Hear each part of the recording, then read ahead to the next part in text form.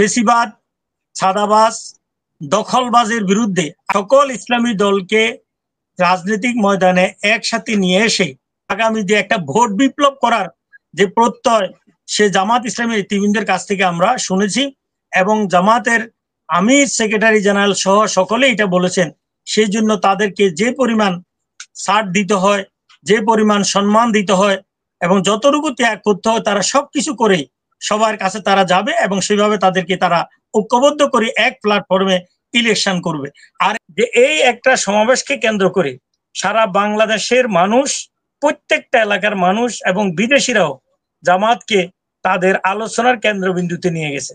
আমি মনে করি জামাত ইসলামীর এটা হচ্ছে যে একটা বড় সফলতা, যারা একটা এই সুন্দর এবং সুশৃঙ্খল সমাবেশের আয়োজন করেছে। রাজধানীতে তো অনেক দলই আলোচনা শুনছিলাম এবং এই যে বক্তব্যগুলো আমাদের সামনে আসছে জামাতের সমাবেশকে নিয়ে, আসলে দেখুন, একটা সমাবেশ সত্যিকার অর্থে মানুষের মন কেড়েছে, এই কথাটা আমাদেরকে এক বাক্যে স্বীকার করে নিতে হবে।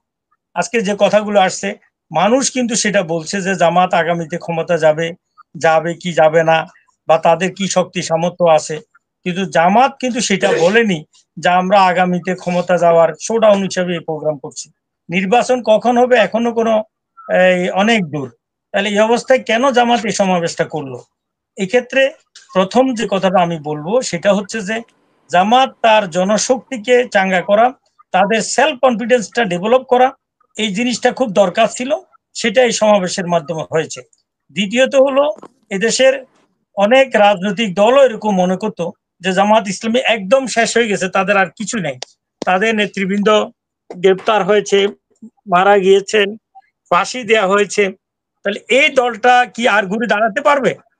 এখন মানুষের কাছে এটা এস্টাবলিশ করলো না, এই দল ভালোভাবে ঘুরে দাঁড়িয়েছে এবং সামনে যে কোনো পরিস্থিতি মোকাবেলা করার মতো সামর্থ্য এই দলটা অর্জন করেছে।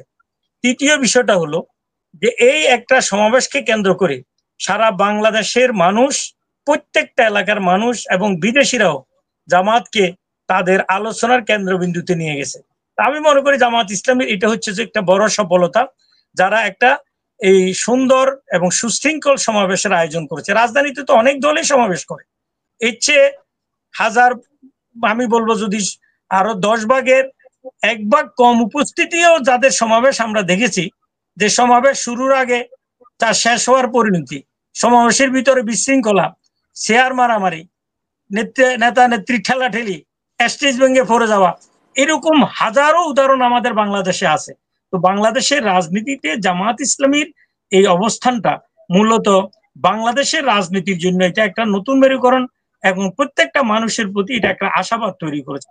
এখানে আরেকটা জিনিস যেটা গুরুত্বপূর্ণ, একসময় হয়তো আমরা সবাই মনে করতাম যে জামাত ইসলামী এক, তার সাথে আর কেউ নাই। এখানে এই সমাবেশে এই অনেক রাজনৈতিক দল এসেছে এবং তারা প্রমাণ করেছে যে জামাত ইসলামী একানো, তারাও তাদের সাথে আছে। বিশেষ করে এখন যারা আজকে মুক্তকণ্ঠে কথা বলছেন, একটু আগে গয়েশ্বরচন্দ্র কথা বলছিলেন, গয়েশ্বরচন্দ্র কথা বলার আগে তার কি পরিণতি হয়েছিল গত এই স্বৈর শাসকের আমলে, ফেসিবাদের আমলে, এটা তো উনি ভালো করেই জানেন।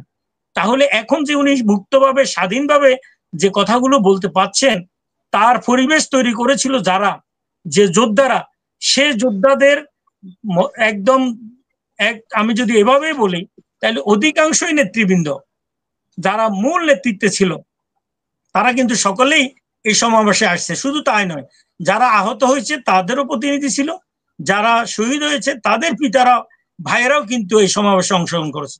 তাহলে জামাত ইসলামী শুধুমাত্র একটি ইসলামিক দল বা রাজনৈতিক দল হিসেবে এই সমাবেশের মাধ্যমে আত্মপ্রকাশ করেনি, তারা জুলাইয়ের যে বিপ্লব হয়েছে সেই বিপ্লবের যে প্রধান কর্ণধার, সেটাও কিন্তু তারা প্রমাণ করেছে। তাহলে বাংলাদেশের রাজনীতিতে জামাত ইসলামীর এই সমাবেশটা মানুষকে যদি আশাবাদী করে তুলতে পারে, যে মানুষকে সন্ত্রাস, সাদাবাজের বিকল্প একটি রাজনৈতিক দল হিসাবে আত্মপ্রকাশ করতে পারে, এই জামাত ইসলামী যদি একটি সুশৃঙ্খল রাজনৈতিক শক্তি হিসাবে এত লক্ষ লক্ষ মানুষের সমাবেশ করার পরেও রাজধানীতে কোনো ধরনের বিশৃঙ্খলা কে দেখলো না, এরকম একটা দলের প্রতি মানুষের আস্থা যদি বেড়ে যায়, তাহলে নির্বাচন আসলে ভোটের রেজাল্ট কি হবে সেটা এমনিতেই বোঝা যায়। সুতরাং নির্বাচনে জামাত ইসলামী ক্ষমতায় যাবে কি যাবে না, সে আলোচনার চাইতে সবচেয়ে বেশি এখন আলোচনা হওয়া উচিত জামাত ইসলামীর এই সমাবেশ রাজনৈতিক দলগুলোর জন্য একটি মডেল কিনা। সেটা যদি হয়, এখান থেকে যদি রাজনৈতিক দলগুলো শিক্ষা নিতে পারে, তাহলে আমি মনে করি জামাত ইসলামী এখানে অনেক দূর সফল হয়ে গেছে, এটা আমাদের বলতে হবে।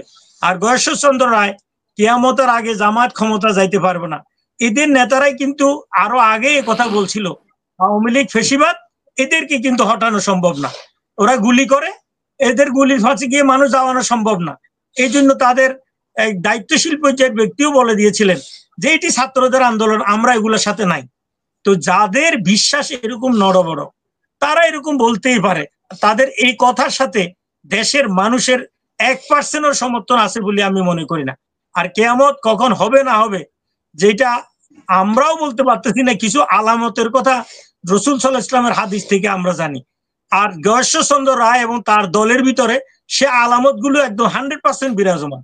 সুতরাং আমি মনে করি এই বিষয়গুলো যদি একটু আলোচনা করা হয়, তাহলে নেতৃবৃন্দ জামাত ইসলামীর মূল সমাবেশের সফলতা দেখে তারা আজকে হতাশ, সেই জন্য এই সমস্ত আবল তাবল কথাগুলো তারা বলছে।